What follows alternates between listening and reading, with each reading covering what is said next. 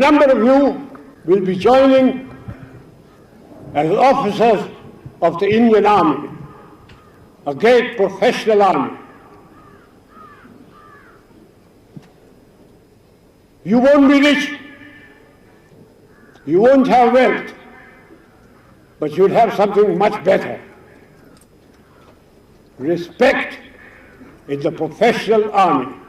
You will be respected wherever you go.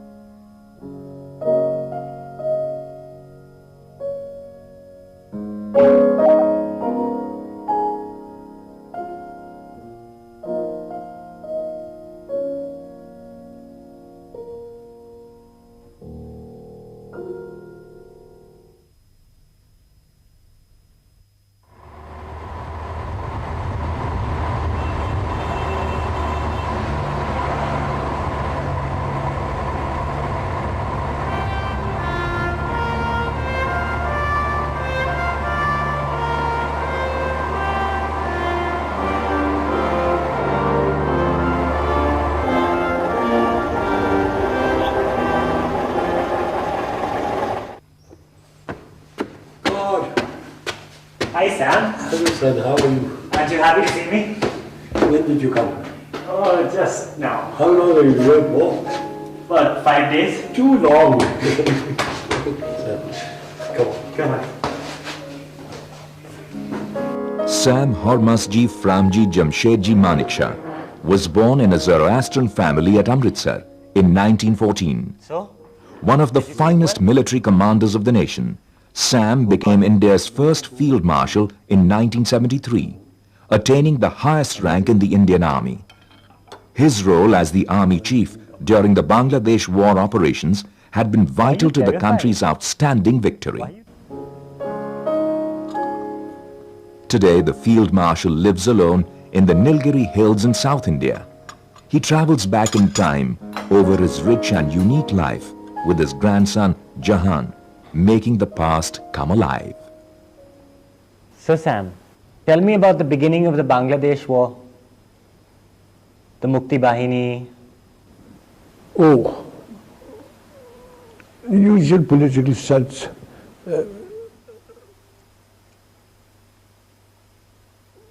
Pakistan had really cracked down in a big way. The poor old Bengalis, what could they do against the Pathans and Punjabi Muslims and the army? So they started pouring in into India. A humanitarian crisis, a war, and the birth of a nation, Bangladesh. In April 1971, millions of refugees from East Pakistan began pouring into India when Pakistan's military ruler, General Yahya Khan, cracked down on the Bengali population. He was hoping to suppress their demand for autonomy. Situation created by the Indian aggression is leading the two countries to a point of no return. The sole bond of religion was not strong enough to hold this population of 75 million under the yoke of Pakistan any longer. Under the leadership of their popular leader, Sheikh Mujibur Rahman, they demanded an equal and rightful share in governance of their own country.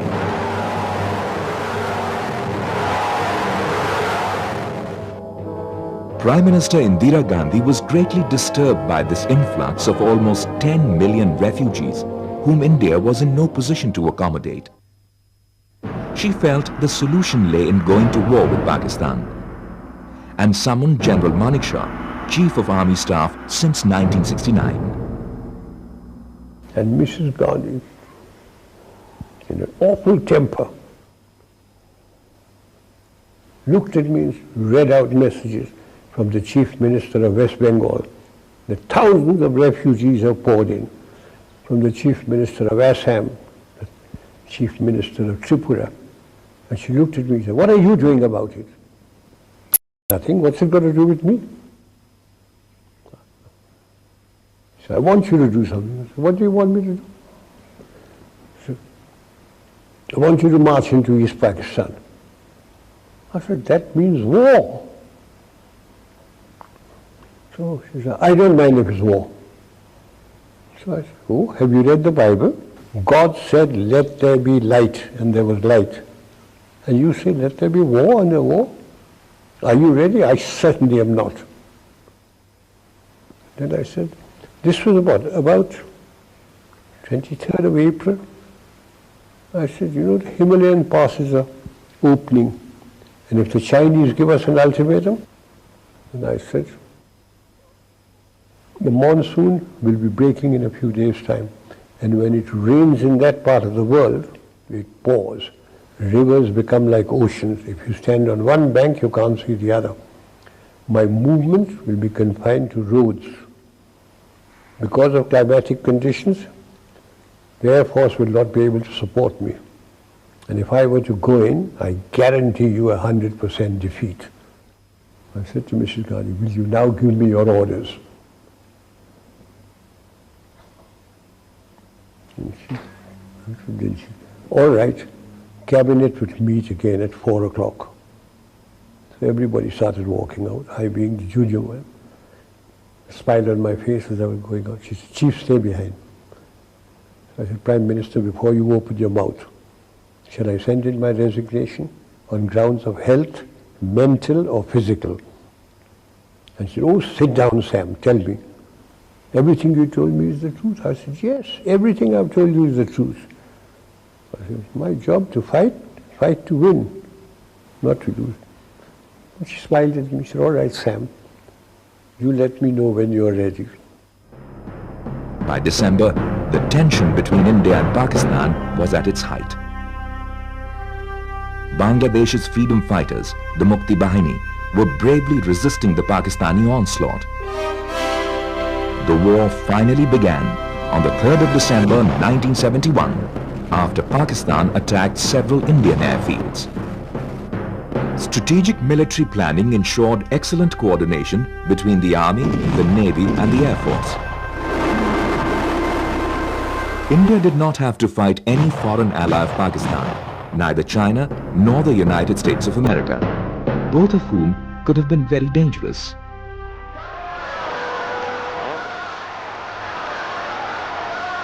The war, which lasted 13 days, ended on the 16th of December with the surrender by Lieutenant General A.K. Niazi to General Officer Commanding-in-Chief, Eastern Command, Lieutenant General Jagjit Singh Arora. India had captured nearly 5,000 square miles of Pakistani territory, and 93,000 Pakistani troops had surrendered.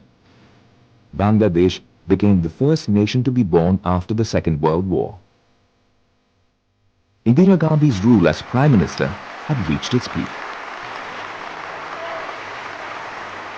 62, the morale had gone right down to the ankle.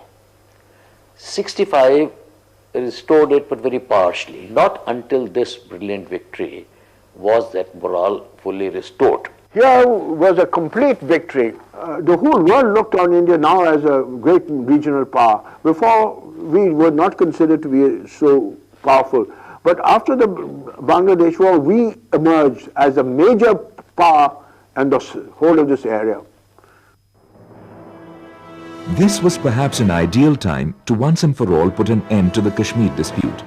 Unfortunately, the post-71 war talks at Simla between the two countries could not achieve this, and the state continues to be an issue of controversy. So what went wrong at Shimla? She went there and Bhutto made a complete of her. See, I know I've just taken over from Yahya Khan. If I yield anything just now, they'll throw me out.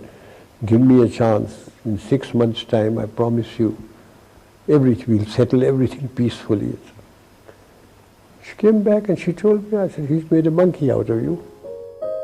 Meanwhile, Sam ensured humane and comfortable treatment of the 93,000 prisoners of war for as long as they were in Indian custody.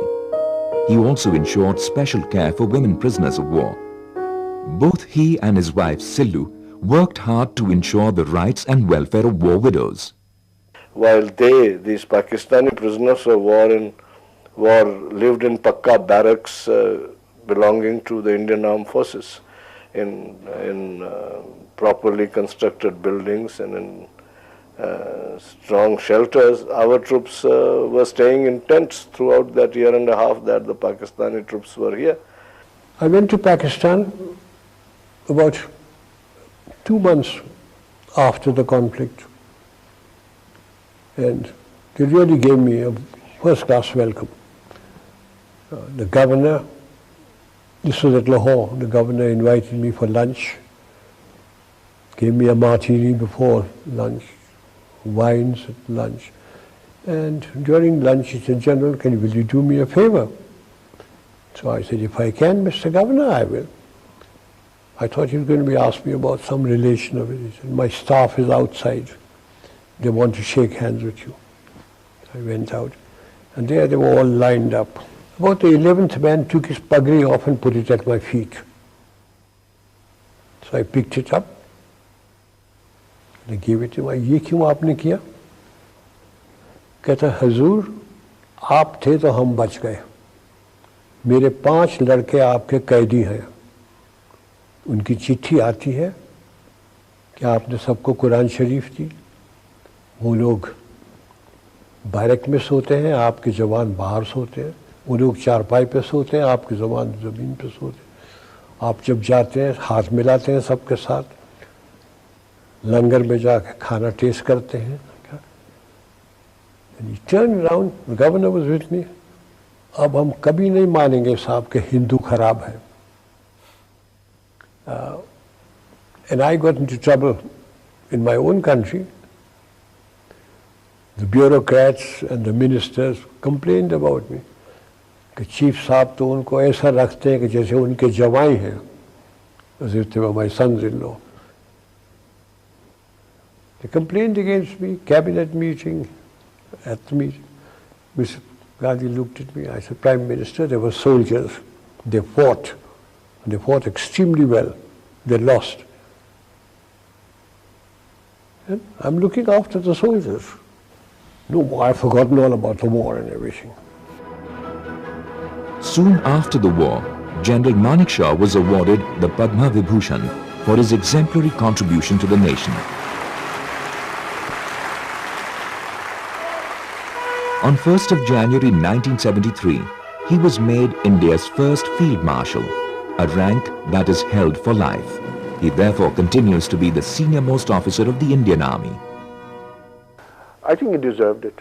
He was the army chief, and he had won the biggest victory we have ever had.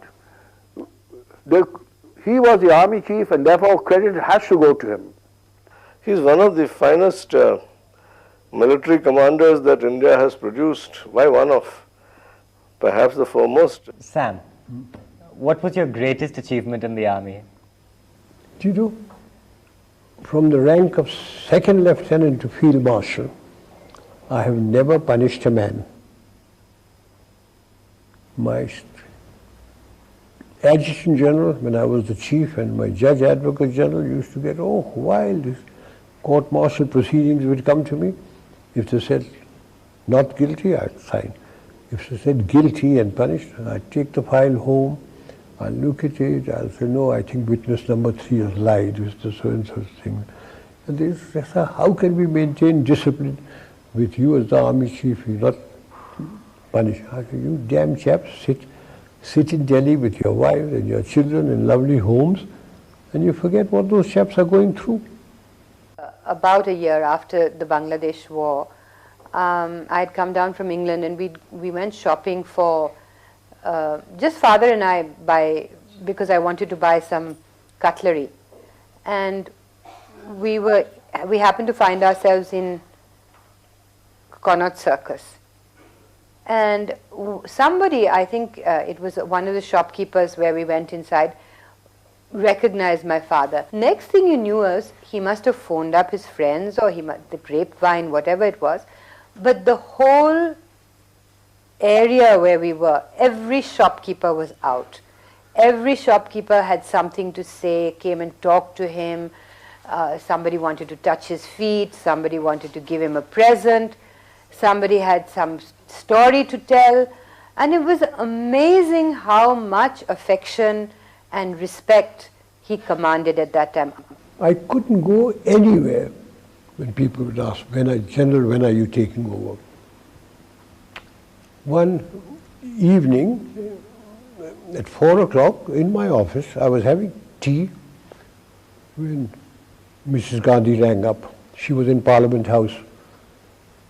And she rang up and said, Sam, are you very busy? And I said, Prime Minister, the Army Chief is always busy, but never too busy to talk to his Prime Minister. She said, can you come over? And I said, I'm having tea here. She said, oh, I'll give you tea. I said, I have good tea here, you give me muck. He said, oh, come over. So I said, okay. So I got hold of the ADC, I said, the girl wants me. Come on, get the car. The girl wants me. I always knew I'd talk like that. So we got into the car, went to Parliament House. She was sitting in her office, in a kidney-shaped table. She was an actress, she was sitting down like this. I walked in my breezy way. I said, hello, Prime Minister. You seem worried. What's wrong? She said, I've got problems. So I said, oh, cry on my shoulder. What are your problems? And she looked me straight in the face and said, you are my problem. So I said, now what have I done? Have I made a speech? Have I done something stupid? So I said, what have I done now? She said, everybody says you're going to take over from me. So I said, and what do you think? She says, you can't. And I said, oh, you think I'm so incompetent? I didn't mean that, Sam. You wouldn't. She has a long nose, I have a longer one. I put my nose next to her. I want to tell you, I have no intention or even a thought of getting involved in politics or taking over, as long as I command my army without interference. Okay, you have told you enough about Mrs. Gandhi and myself. Moraji Desai. Ah, you want to know about Moraji Bhai. You've been dying to tell that story, haven't you? I've got 2 or 3 stories about Moraji Bhai.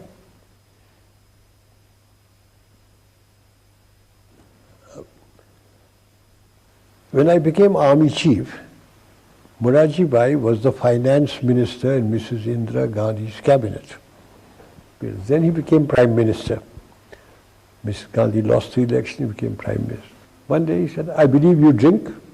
So I said, yes, you mustn't drink. Very bad for you. So I said, Prime Minister, I come to my Prime Minister, he said, you mustn't drink. I go to a party and I talk to a pretty girl, my wife says, you mustn't talk to her. I'm a field marshal, is life worth living? He said, your wife is quite right. Drinks and pretty girls will ruin you. I said, they haven't ruined me so far.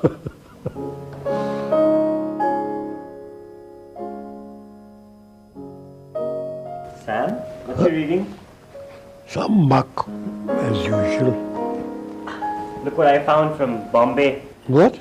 I found this in Bombay at Serubai's house. What? What's this you found? It's a photo of your entire family in Amritsar. Good God.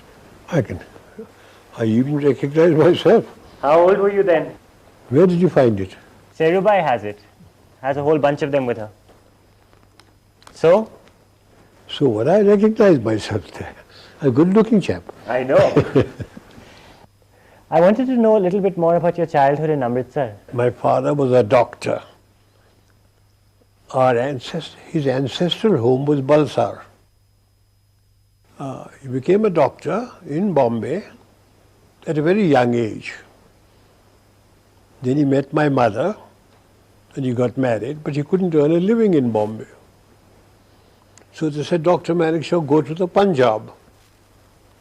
Now this is 1899 or 1900. Those people in Bombay didn't know where Punjab was. The fifth of 6 children, Sam was born into a Parsi family in 1914 in Amritsar. His father was one of the few practicing physicians in the city at the time and remained in Amritsar till partition. Were you a very religious family? We taught our prayers and we said our prayers. In fact, I say the same prayers now that I used to when my mother taught me when I was a little chap. Every night. Every night. In bed before going to sleep. We had a wonderful childhood. We used to, there were 5 of us because my eldest brother Fali was in Bombay and my father sent us all off to boarding schools. My elder brother John went to Sherwood, I went to Sherwood, Jimmy went to Sherwood. My 2 sisters, Silla and Seru, they were sent to the convent in Murray. And we went for 9 months. We'd come back in December. You know, Sherwood has produced 2 excellent people. One Field Marshal and one Amitabh Bachchan. That's right. But Amitabh came much after me. Sam, tell me about your first girlfriend. Oh, first girlfriend, God. That was in Sherwood. We used to, we had a girls' school, All Saints there. I mustn't give you her name either. We used to go at night. And they'd come out from the dormitory through the lavatory, etc. We'd all meet there. We were all stupid chaps, you know. Did watching your father work as a doctor give you ideas of what you wanted to do with your life? I wanted to become a doctor myself. How strong was that desire? Very strong. My father had promised to send me. He sent my 2 elder brothers, Fali and John, to England, and they became engineers. And he promised to send me to England too, if I did well in my senior Cambridge. So when my results came for the senior Cambridge, I'd done extremely well. I passed out top in the school. I'd got 8 subjects. I'd got distinguished in 8 subjects. And I came to my father. Couldn't do any better. So he promised to send me to England. And he said, my son, I promised, I'll keep my promise, but you're only 15. Join college here, and when you're 18, I'll send you. And I was so stupid, I didn't talk to my father for 18 months. And I read in the papers that there was an army examination. So I got money from my mama.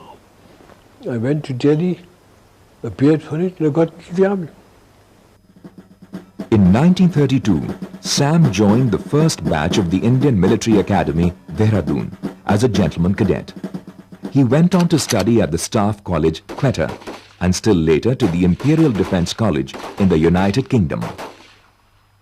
He was quite popular amongst the fellow cadets, but he got into small trouble because of his some pranks that he played time and again. And you know what my first confidential report was? This officer, dash, I beg his pardon, dash, may someday become an officer.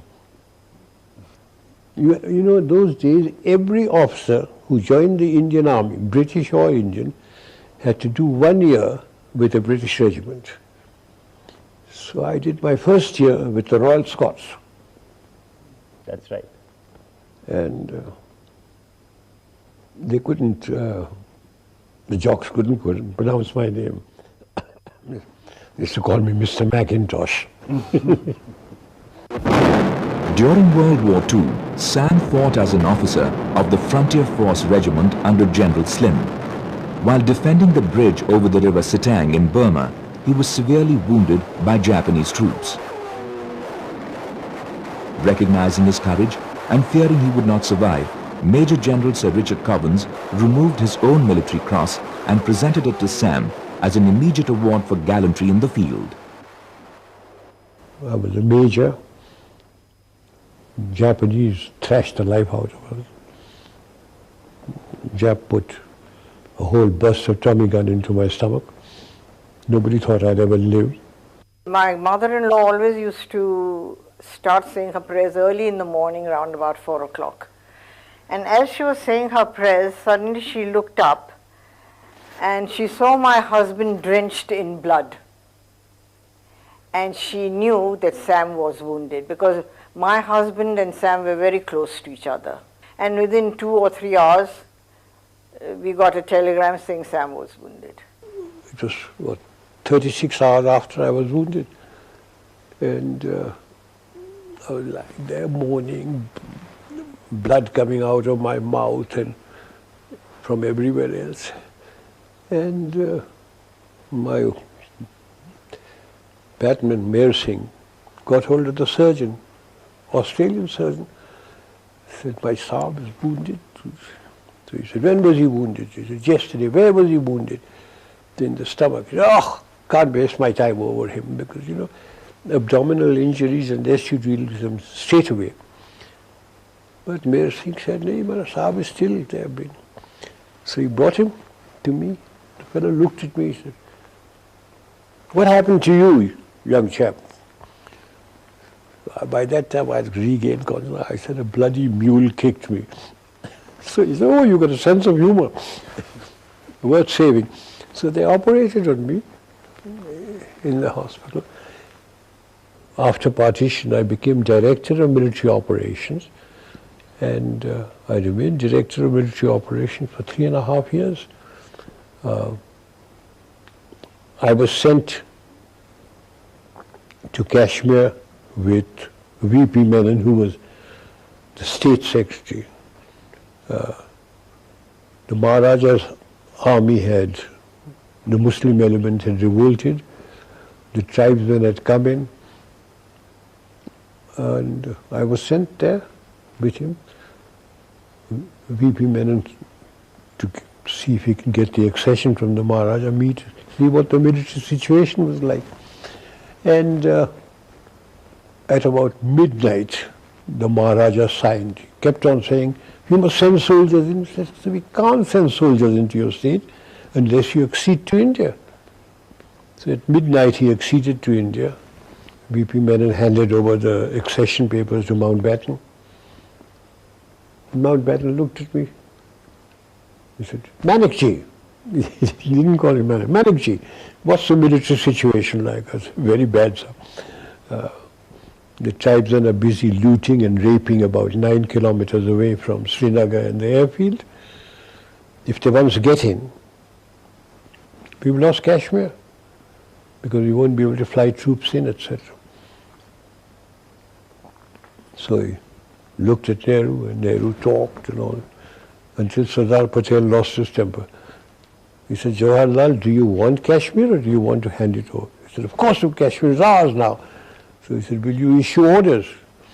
And before he could issue orders, Sardar Patel said, you have received your orders. So I walked out and we started flying troops into Kashmir. What was your relationship with Sardar Patel like? Sardar Patel was Home Minister, and I had a good relationship with him. Every morning, VP Menon and I would go to his place, and he would be sitting down there.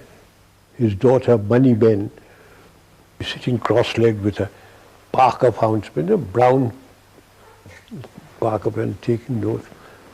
And he would say, VP, I want Baroda. Take him with you. I would go as the bogeyman in uniform. When the killings were taking place in Calcutta,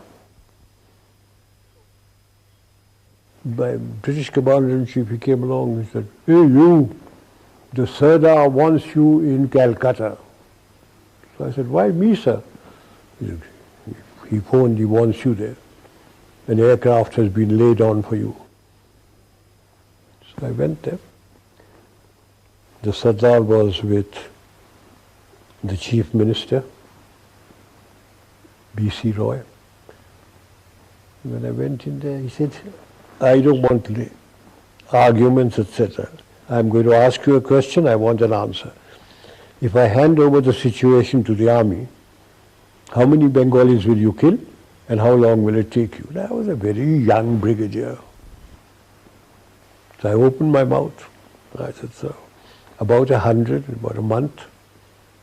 So he said, turned round to Bidhan Roy, he said, thousands are being killed. He said, go and kill them, take over. And he deployed troops all over Calcutta. We didn't have to kill anybody. Everything finished. He said, come here. And in Gujarati he tells me, "Tumhe sachu nahi bolo?" So I said, what have I done? He said, "Tumhe kahlu ki 100 Bengali na marso ne ek bhi nahi maryo." Then he told me, he said, well done, thank you. Brigadier Manekshaw, as he was then, made quite a name for himself as the director of military operations, and his highly professional manner of working brought him to the knowledge, more correctly, brought him into notice of all that mattered in the country and in the services. And very often at about 7:30 or 8 o'clock in the evening, when we were going back, he would come and sit with all the G3s, the captains, with his feet on the table as usual, cracking jokes and discussing matters, but in a most informal and lively manner. Oh, he was very fond of junior officers. He is always joking and laughing and pulling their legs, and the junior officers were very pally with him. They never felt any fear of a senior officer or anything like that. Sam was very, very jolly chap. After being Commandant of the Infantry School Mau in 1955, Major General Manekshaw had become Commandant of the Defence Services Staff College Wellington, Nilgiris in 1959. In 1961, there was an inquiry against General Manekshaw, instituted by the then Defence Minister Krishna Menon. Sam was accused of being too anglicized, and statements allegedly made by him on various occasions in the past were collectively dug up and used as evidence.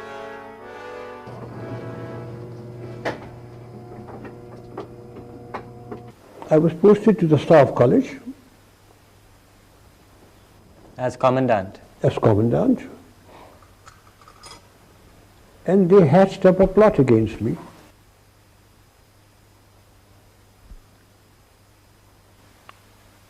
They had inquiries against me. And what were the charges against me? That I'm more British than Indian. That I am alleged to have said that I will have no instructor at the Staff College whose wife looks like an ayah. Oh, in some ways you can say that the charges were very comic. He was alleged to have made remarks which no man in his senses would really make. Sam had a habit of speaking out of turn, and what he said could be misinterpreted. Sam was genuinely a nationalist, but he used to come out with most outrageous remarks. Actually, it was all rubbish. There was nothing in it. It was just twisted, just to fix him. He seemed to handle it very well because he did not let it affect his behavior pattern as an instructor or as a commandant. How did Mama react to all of this? We didn't bat an eyelid. We just carried on as if nothing had happened.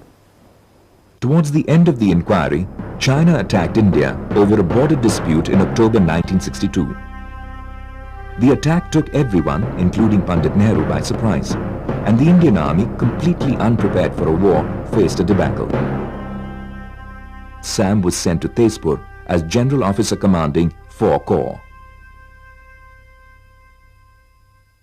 Then the Chinese came into Nifa, and General Kaul was sacked and Krishna Menon was removed, and Nehru sent for me. Said, I've got a vigorous enemy, will you go and take over? And I said, I've been waiting 18 months for this, Prime Minister. And he said, oh, that was all a mistake. That was all a mistake. Will you go? I said, yes, I'll go. So I took over the thing. And so I always say that the Chinese came to my rescue.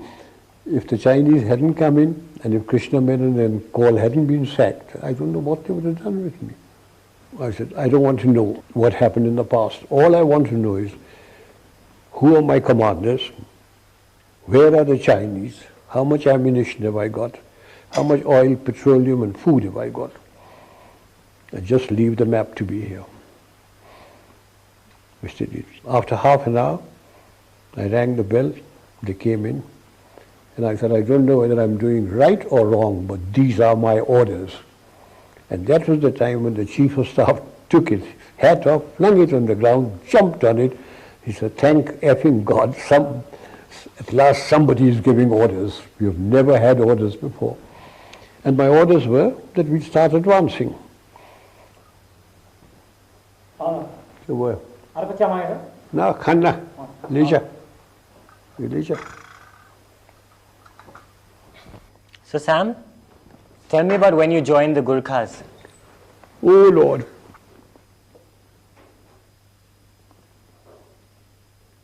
In the Indian Army, there were 10 regiments of Gurkhas. So when India got independence, like the Pakistan people went to Pakistan, certain regiments went to Her Majesty's Gurkhas and certain regiments remained in India. But there was a treaty between the King of Nepal and the British government that all Gurkha regiments would be officered by British officers. So when the British officers left, there had to be some Indian officers. So I was the first Indian to be posted to a Gurkha regiment. I, having been with the Frontier Force Regiment, now became a Gurkha. What year was this? 1947. 1947. And I met a Gurkha sentry. I looked at him and I said, asked him, "Tera naam kya hai?" And he said, "Har ka Bahadur Guru." Then I looked at him, "Mera naam kya hai?" And he thought and he said, "Sam Bahadur." I became Sam Bahadur. Sam Bahadur's bond with the Gurkhas continues even today. His Gurkha orderlies and their families settled with Sam and Silu in Kunur, where they continue to serve him faithfully. The underlying affection between them is apparent to all those who visit their home.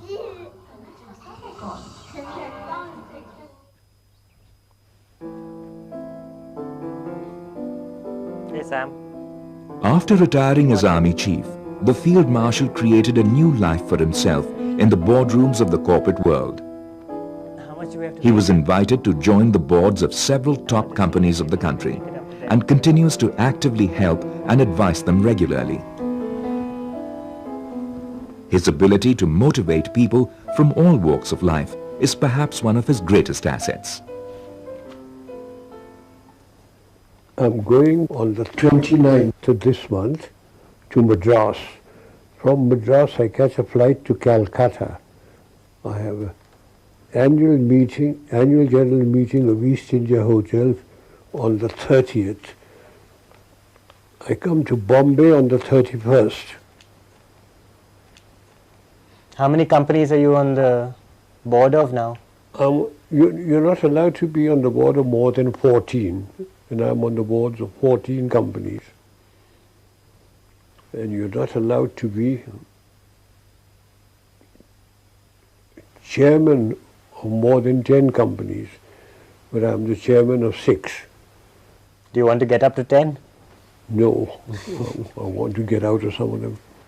Are there any companies that you particularly remember that you had a lot of problems with? Companies that maybe you had a hand in helping turn around or become profitable or become more efficient? I don't think so. In fact, I think quite a lot of them became less efficient. Well, he retired, and I suppose he had a lot of common sense, and his name was good, so a lot of boards requested him to come on their board. Oh, he creates a very good atmosphere. The staff all like him, and they look up to him. So he was very popular with the shareholders also. Board meetings were always a great pleasure with him chairing them. And I found him very incisive, very knowledgeable, and he'd obviously taken a lot of trouble to read up on the subjects that he was handling.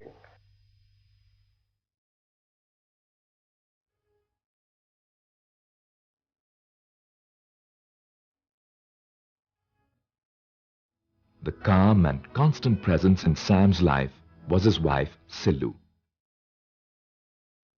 Her recent loss has left a deep void in his existence. She had always acted as a balancing force in Sam's hectic life.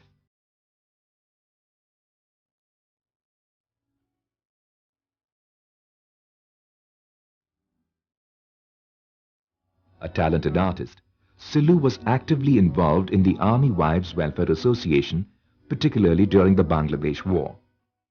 After settling in Kunur, she played an instrumental role in taking forward a small medical clinic for the poor, which is now well known throughout the Nilgiris. She donated the proceeds from the sale of her paintings for the clinic as well. Silu was really a very fine person. She was, I can't explain it, but she was loved by all. No one had a bad word about her. She took part in social work. She had no chip on her shoulder, and she understood people. She understood people much better than her husband. Oh, she was a very supportive wife. I mean, she was always there by his side and always added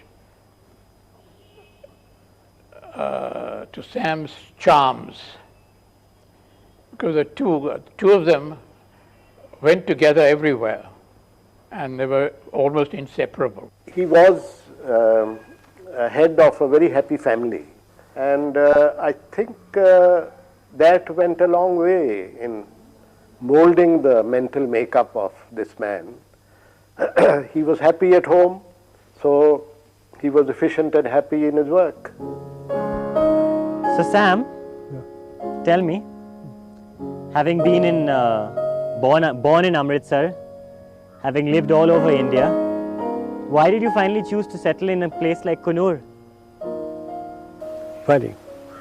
I used to be the commandant of the staff college, and then after the Chinese, I was sent off to take over that defeated army.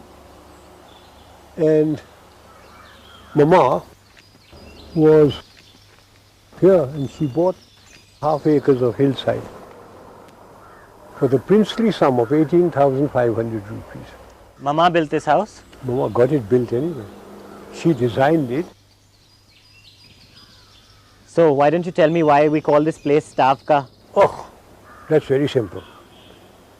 Stavka, if you read War and Peace, is the headquarters of the highest military commander in the land. And I didn't know what to call it until my daughter Sherry, who is educated, said, "Father, why are you thinking you must call it Stavka?" I said, "Why Stavka?" And she told me. Have you read War and Peace? No. What all do you do in terms of Kunur and its community? Very little. When Silu was living, we'd go out, we'd arrange things, we'd go out. After she's dead, I keep to myself mostly. But you should go out and socialize some. Nobody likes mixing with a field marshal. Oh, come on. Tell me more about Silu. What did she do in the army as an army wife? Oh, she did a lot. She did all the army wives' welfare funds and all that sort of thing. She's very good that way. She did a lot of philanthropic work here also? Yes, she started that clinic, and she did that. She's very good about all those things. Anyway, why do you keep on asking me about my wife? Because, okay, one final question. What? Then I'll leave you to it. Yeah. Actually two final questions. Two now, go on. Yes, yes. One. What? Looking at your life as a military general, having all that power at your command, are you happy with the way things went? Was there anything you would have liked to have done differently in your entire career as a general, as a soldier? No, I was quite happy. And how about your personal life? I had a very pleasant personal life. I had my two daughters, I had my grandchildren, I had my wife, I had my Gurkhas. Quite happy. Do you like your grandchildren? Some of them. Come. Now where are you taking? We're just going to the edge of the paraffin.